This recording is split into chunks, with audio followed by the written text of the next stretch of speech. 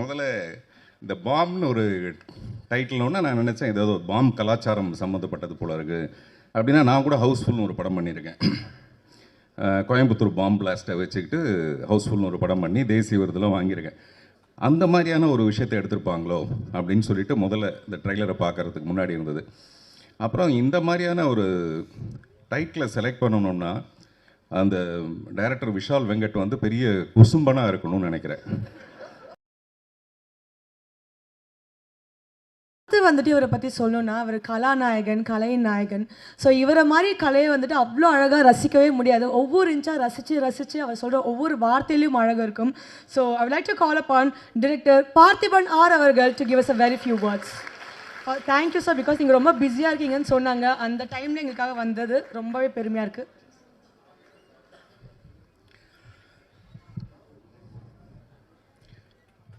நான் முன்னாடியே பேசுகிறதுக்கு காரணம் வந்து பாம்பேக்கு போகிறேன். அதில் கூட ஒரு பாம்பு இருக்குது பாருங்க. நான் இந்த நிகழ்ச்சிக்கு வருவேனா இல்லையான்றதை வந்து தயாரிப்பாளர்களுக்கு கொஞ்சம் சின்ன டவுட் இருந்தது. நான் வர வழியில் என்னுடைய கார் வந்து பஞ்சர் ஆகி ஒரு ஆட்டோ பிடிச்சி தான் இங்கே வந்து சேர்ந்தேன். அவ்வளவு முக்கியத்துவம் வந்து இந்த நிகழ்ச்சிக்கு. முதல்ல இந்த பாம் படத்தை பற்றி என்ன பேசுகிறது அப்படின்னு ரொம்ப நேரம் யோசித்தேன். ட்ரைலர் பார்த்த உடனே இது எப்படி பேசுகிறது, என்ன பேசுனா அது சரியாக இருக்கும், அல்ல என்ன பேசாமல் இருக்கணும், அது எவ்வளோ பூடகமாக பேசுகிறது அப்படின்னு தெரியல. அதனால் வாயு பகவானை வணங்கிவிட்டு என்னுடைய பேச்சை துவங்குகிறேன். முதல்ல இந்த பாம்னு ஒரு டைட்டில்னோன்னா நான் நினச்சேன் ஏதாவது ஒரு பாம் கலாச்சாரம் சம்மந்தப்பட்டது போல இருக்குது. அப்படின்னா நான் கூட ஹவுஸ்ஃபுல்னு ஒரு படம் பண்ணியிருக்கேன். கோயம்புத்தூர் பாம் பிளாஸ்ட்டை வச்சுக்கிட்டு ஹவுஸ்ஃபுல்னு ஒரு படம் பண்ணி தேசிய விருதெல்லாம் வாங்கியிருக்கேன். அந்த மாதிரியான ஒரு விஷயத்தை எடுத்திருப்பாங்களோ அப்படின்னு சொல்லிட்டு முதல்ல இந்த ட்ரெய்லரை பார்க்குறதுக்கு முன்னாடி இருந்தது. அப்புறம் இந்த மாதிரியான ஒரு டைட்டிலை செலக்ட் பண்ணணும்னா அந்த டைரக்டர் விஷால் வெங்கட் வந்து பெரிய குசும்பனாக இருக்கணும்னு நினைக்கிறேன். அவர் மிகப்பெரிய குசும்பனாக இருந்தால் மட்டும்தான் இந்த மாதிரி ஒரு டைட்டிலை செலக்ட் பண்ண முடியும். இந்த படத்தை தயாரிக்கணும்னா அந்த தயாரிப்பால் எவ்வளோ பெரிய குசும்பனாக இருக்க முடியும்.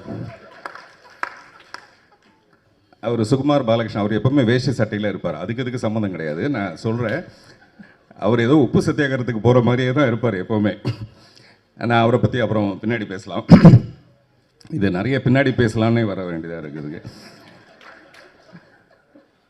எல்லா டைரக்டரும் அந்த முதல் படம் வந்து மூக்கு மேலே விரல் வைக்கிற மாதிரி அந்த டைரக்டர் பண்ணணுன்ற மாதிரி சொல்லுவாங்க. இந்த டைரக்டர் அந்த மாதிரியே ஒரு டைட்டில் வச்சுருக்காரு.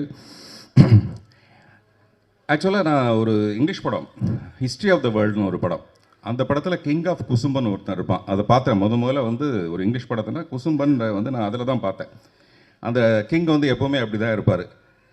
ஆனால் தமிழ் படத்தில் இப்படி கொண்டு வர முடியுதா? அதே மாதிரி பிங்க் பேந்தர்னு ஒரு படம், அந்த படத்தில் ஸ்டீவ் மார்ட்டின் ஆக்ட் பண்ணியிருப்பார். அவர் என்ன பண்ணுவார்னா ஒரு ரெக்கார்டிங் தேட்டருக்கு, டி இமான் சாருடைய ரெக்கார்டிங் தேட்டர் மாதிரி ஒரு ரெக்கார்டிங் தேட்டருக்கு போய் ஒரு ரூம் தனியாக இருக்கும். ஆனால் அந்த ரூம் வந்து தனியாக இருக்குன்னு ஒரு நினச்சிக்கிட்டு அந்த ரூம்குள்ளே போயிட்டு ரகசியமாக ஒரு வேலையை செய்வார். செஞ்சால் அது வெளியில் ரெக்கார்டிங் தேட்டர்னே அவருக்கு தெரியாது. 5.1 ஸ்டீரியோவில் வந்து அந்த சத்தம் வெளியில் வந்துடும். இந்த மாதிரி படங்கள் தான் நம்ம பார்த்துருக்கோம். ஆனால் இது தமிழ் படத்தில் பண்ணுற தைரியம் வந்து எப்படி ஒருத்தருக்கு இருக்குன்றதே எனக்கு ரொம்ப ஆச்சரியமாக இருந்தது. சில நேரத்தில் நம்ம வண்டி காரில் வந்துட்டு இருக்கும்போது பார்த்தீங்கன்னா திடீர்னு அந்த மாதிரி ஒரு பாம் பிளாஸ்ட் ஒன்று வந்துடும். அது யார் செஞ்சாங்கன்னு தெரியாது. நம்ம மெதுவாக கண்ணாடி அப்படியே இறக்குவோம். ரொம்ப ஒரு பயங்கரமான ஒரு சூழ்நிலை ஏற்படும். இதெல்லாம் வந்து சினிமாவில் சொல்கிறதுங்கிறது ரொம்ப ரொம்ப கஷ்டமான விஷயம். ஆனால் முழு படம் பார்க்கும்போது தான் நமக்கு தெரியும் இந்த படத்தில் வந்து நிறைய அன்பு தான் டீல் பண்ணியிருக்காங்கன்னு. அவர் சக்தி ஃபிலிம் ஃபேக்ட்ரி ஒரு எனக்கு ரொம்ப நெருங்கிய நண்பர். அவர் எப்போவுமே ஒரு படத்தை செலக்ட் பண்ணணும்னா முதல்ல ஒரு பேக்ரவுண்டு பார்ப்பார். அந்த ப்ரொடியூசருடைய பேக்ரவுண்ட் சரியாக இருக்கா, படத்தை கரெக்டாக ரிலீஸ் பண்ணிட்டு வரா, கண்டென்ட் எப்படி இருக்குது அப்படின்னு பார்ப்பார். இந்த கண்டென்ட் வந்து அவ்வளோ பிடிச்சிருக்கு அவருக்கு, இல்லை அந்த கண்டென்ட்டை வந்து ஜீரணிப்பாங்களா. இது வந்து ஜீரணத்துக்கும் அஜீரணத்துக்கும் நடுவில் நடக்கிற ஒரு பிரச்சனை இந்த டைட்டில்ங்கிறது. மிஸ்டர் டி இமான், நான் டீன்ஸில் அவரோட ஒர்க் பண்ணதுக்கப்புறமேல மறுபடியும் வேறு ஒரு மியூசிக் டைரக்டரோட ஒர்க் பண்ண முடியுமாங்கிறதே எனக்கு ஒரு சந்தேகம் ஆகிடுச்சு. அந்தளவுக்கு ஒரு டார்லிங் தான் அவர் டி இமான். இங்கே பேசும்போது சொன்னாங்க A centre, B centre, C centre வரைக்கும் அவர் கவர் பண்ணுவார்னு. எனக்கு தெரிஞ்சு அவர் டி சென்டர் வரைக்கும் கவர் பண்ணுவார். அதனால தான் அவர் பேர் டி இமான்னு வச்சாங்க. தேவர் மகன் படத்தில் அந்த இஞ்சி இடுப்பழக சாங்கில் பாட சொல்லும்போது ஏன் நீ பாட மாட்டேங்கிற, இல்லைங்க வெறும் காற்று தான் வருது அப்படின்னு அவங்க சொல்லுவாங்க. அந்த மாதிரி ஒரு சுச்சுவேஷன் இந்த படத்தில் இருக்குமோ, அதுக்கு ஒரு பாட்டு போட்டிருப்பீங்களோ அப்படின்னு நினச்சேன். காற்று வாக்கில் 2 காதல்னு ஒரு படம் வந்தது சமீபத்தில். அந்த மாதிரி இந்த படத்தில் எத்தனை காதல்னு எனக்கு தெரியல, அநேகமாக ஒரு காதலாக தான் இருக்கும்.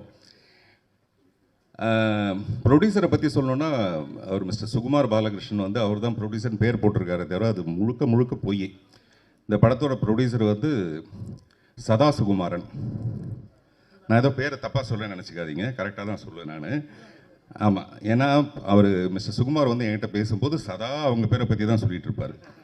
அதனால் அது சுதா கிடையாது, வெறும் சதா சுகுமார். அது உங்களுக்கு தெரியாதுங்க, மேடம் வந்து அப்படி ஒரு டேஸ்ட்டுங்க. மேடம் வந்து அது மேடம் தாங்க எல்லாத்தையும் டிசைட் பண்ணுவாங்க, மேடம் தான். உண்மையிலே எல்லார் வீட்லேயும் மேடம் தான் டிசைட் பண்ணுவாங்க. ஆனால் அது தைரியம் இல்லை ஒரு ஆம்பளைக்கு சொல்கிறதுக்கு. அதனால் மேடம் தான். மேடம் சிரிக்கிறது பெரிய விஷயம் இல்லை. இன்னமும் கல்யாணம் ஆகி இத்தனை வருஷம் கழிச்சு இன்னும் அவர் சிரிச்சிட்டு இருக்காருன்னா டெஃபினட்டாக அது காரணம் வந்து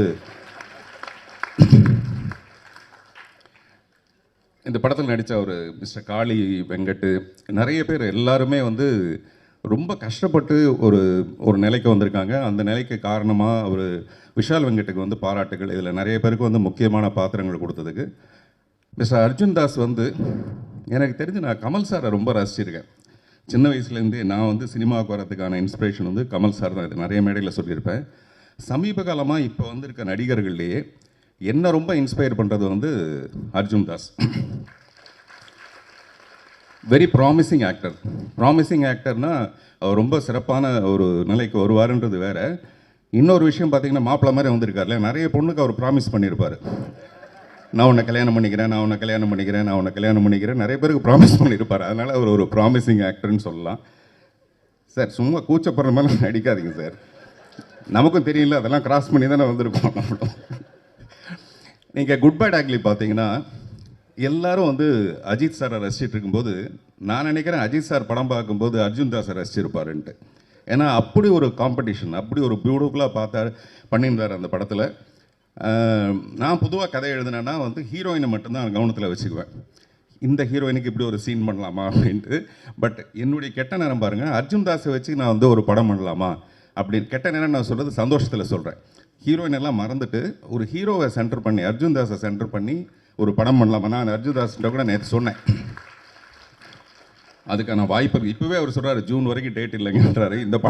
இந்த படம் வந்ததுன்னா 27 ஜூன் வரைக்கும் டேட் இல்லைன்னு சொல்லுவார். சில நேரத்தில் தோற்று போனால் கூட பரவாயில்ல, நம்ம ஆசைப்படுறதுல ஒன்றும் பெரிய தப்பு இல்லை. அதனால் நான் கதை சொல்கிறேன். சிவாத்மிகா வந்து நான் சின்ன பையனால பார்த்துருக்கேன். இல்லை, அவங்க ரொம்ப சின்ன பொண்ணாக இருக்கும் போதுலேருந்து நான் பார்த்துருக்கேன். இந்த ஷாக் இருக்கு இல்லையா, அந்த ஷாக்காக தான் நான் அப்படி சொன்னேன். நான் ரொம்ப ஆசைப்பட்டேன் அவங்க டெஃபினட்டாக ரொம்ப சிறப்பான ஒரு நிலைமைக்கு வருவாங்க. அது இந்த படத்துக்கு அப்புறமேல வரும்போது சந்தோஷமாக இருக்கும். அதே மாதிரி பொதுவாக ஒரு படம் வந்ததுக்கப்புறமேல இந்த படத்தோட வெற்றியை பற்றி எல்லாரும் குசு குசுன்னு பேசுவாங்கன்னு நினைக்கிறேன். இந்த படம் நல்லா இருக்குது, டெஃபினட்டாக பாருங்கள் அப்படின்னு காதோட காது வச்சு குசு குசுன்னு பேசுவாங்கன்னு நான் நினைக்கிறேன். அதே மாதிரி சில படங்களை வந்து நம்ம அப்புறம் பார்த்துக்கலான்னு விடுவோம்ல, அந்த மாதிரி இந்த படத்தை பின்னால் பார்த்துக்கலான்னு விட்டுற வேண்டாம் யாரும். இந்த படம் உடனே வெற்றி அடைஞ்சதுன்னா, இப்போ கூட ஒரு சக்தி சார் சொன்னார், ஒரு பெரிய சேனல் ஒன்று தொடங்க போகிறாங்க. அதில் கூட பார்த்திங்கன்னா பெண்களுக்கு தான் முக்கியத்துவம். நான் முதல்ல சொன்னேன் இல்லைங்களா, அதே சதா கதை தான் அது. அதனால் பெண்களுக்கு தான் அதில் முக்கியத்துவம். இந்த ப்ரொடியூசர் வந்து நிறைய படம் பண்ணுவாங்க, அதுக்காகவாது டெஃபினட்டாக இந்த படம் வெற்றி அடையணும். அப்படி நிறைய படம் பண்ணும்போது பொதுவாக ஒரு படம் வெற்றி அடைஞ்சதுன்னா பார்ட் 1, பார்ட் 2, பார்ட் 3ன்னு எடுப்பாங்க இல்லையா. இந்த படத்தை பார்ட் 1, பார்ட் 2, பார்ட் 3 அப்படின்னு எடுப்பாங்க. நன்றி, வணக்கம். நான் கொஞ்சம் முன்னாடியே கிளம்ப வேண்டியதாக இருக்குது. எல்லாருக்கும் நன்றி. தேங்க்யூ.